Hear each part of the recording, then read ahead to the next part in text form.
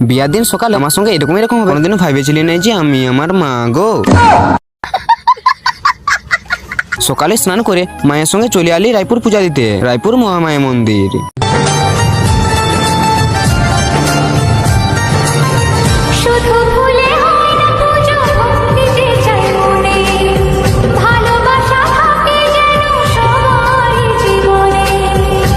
মা পূজা দিতে ছিল আর আমি এদিক সেদিক ঘুরতেছিলি।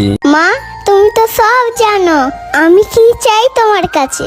তুমি তো মনের কথা বোঝো মা, তাই তো তোমার কাছে সবাই ভিড় করে, সবাই এসেছে তোমার কাছে। ভিডিওটা যারা দেখতে সবাই মঙ্গল করে মা। দিয়ে মায়ের পূজা দিয়ে হয়ে যেতে খালি পেটে মা আর আমি আইসক্রিম খাই খাই দুজন ঘর চলে আলি।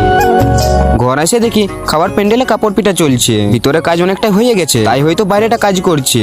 তোমার আজকে শেষ দিন কালুয়া। ঘরের বাইরের কাপড়টা পিটে একদম রেডি করে দিয়েছে আর ভিতরটা একদম শেষের মুহূর্তে। আর এইদিকে ছোট রামুর কত আনন্দ, ওর গার্লফ্রেন্ডকে দেখতে পাবে। আর এইদিকে জামাইদা ছামড়া তৈরি করছে চাল ডাল আর আম পাতা দিয়ে।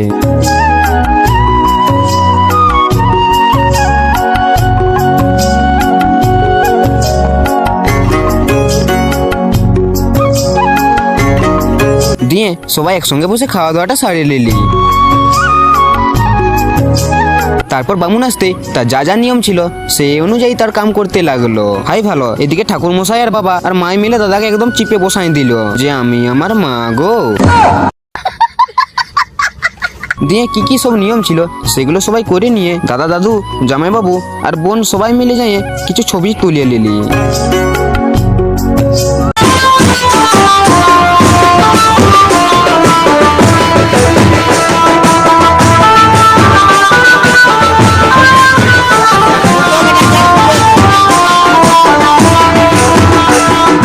দিয়ে বিকেলে জল ডুবাতে চলে আলি সবাই মিলে।